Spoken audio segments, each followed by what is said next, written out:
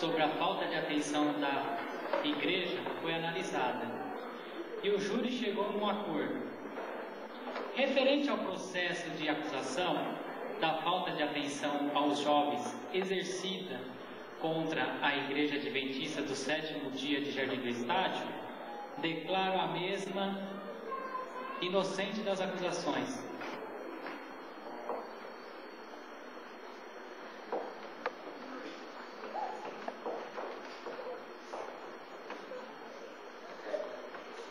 Chegamos ao final de mais um julgamento. O veredito foi dado. A pergunta que fica no ar agora: e agora? E agora? Temos um julgamento, um veredito. O que faremos nós? Se fosse num julgamento comum que conhecemos aí fora, nos filmes, seria muito fácil, porque cada um seguiria para o seu lado. Só existem dois lados: o lado vencedor e o lado perdedor. Mas será que nós somos um time diferente, com objetivos diferentes?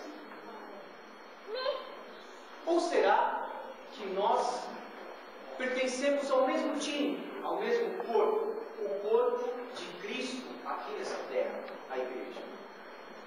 Foram utilizados aqui diversos argumentos.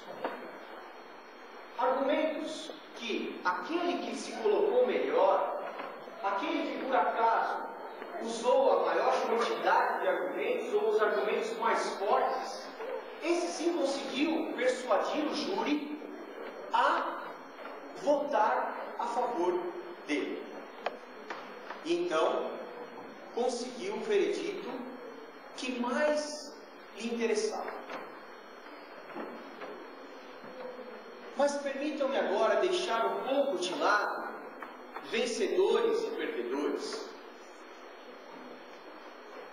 Temos que agora analisar como um todo a situação dessa igreja.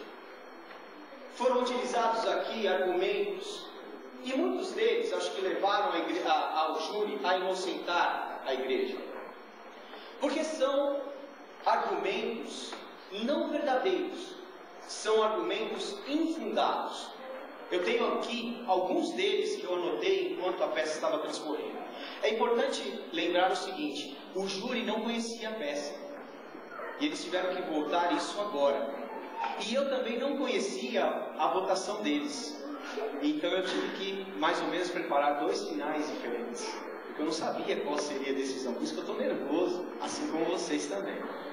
Mas foram utilizados aqui algumas colocações não verdadeiras, e eu acho que é importante a gente frisar aqui, porque o júri não tem condições de se manifestar. Primeira delas: a afirmação de que os oficiais não permitem a eleição de jovens para a liderança dessa igreja. Isso não é verdade. Isso não é verdade. Nesse ano, por exemplo, nós temos diversos jovens na liderança. Pode ser que você pense assim: não, a representatividade não é suficiente, queremos mais jovens. Aí eu pergunto: por que essa representatividade do jovem não é maior? É por culpa dos oficiais ou por culpa do próprio jovem? Lembro a vocês que a eleição, a comissão de nomeações, ela indicou muitos jovens para assumirem cargo de liderança. E o que esses jovens fizeram? Muitos deles recusaram. Recusaram por quê? Muitos deles têm motivos. Alguns estão se preparando para o casamento e têm que se dedicar, então acham que uma posição na igreja agora vai atrapalhar. Alguns querem se dedicar mais especificamente ao estudo e acham que um cargo na igreja vai atrapalhar. Alguns estão revoltados com a liderança da igreja, acham que uma andorinha sozinha não faz verão, então deixa lá para eles. Então o jovem recusando o chamado. Não podemos nos esquecer também que o jovem, muitas vezes, se coloca em posição contrária aos pré-requisitos para ser eleito.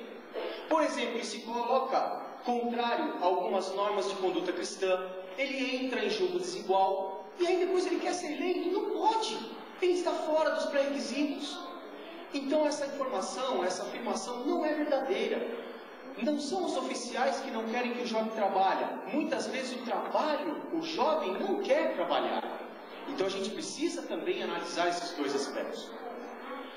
Uma segunda afirmação que eu tive aqui como não verdadeira: os jovens não participam das comissões, dos planos da igreja e das decisões da igreja. Isso não é verdade. Quanto à participação nas comissões, nós percebemos o seguinte: em 2006 isso foi um pouco mais intensificado. O convite foi feito aqui da frente para que qualquer membro participasse. E isso foi aceito por muitos de vocês. Tivemos a participação de desbravadores, de jovens de talento, alguns jovens que estavam fazendo classe de líderes. E a recepção foi boa na comissão. Então, participar da comissão não é impedimento. Não participam dos planos? Não participam das decisões da igreja? Isso não é verdade. A comissão, ela analisa com antecedência os assuntos que são trazidos. E ela propõe para a igreja. Quem vota são vocês. Agora, o que acontece muitas vezes é que muitos não levantam a mão. E saem de fininho às vezes e falam assim: me eximi dessa responsabilidade. Será que se eximiu mesmo?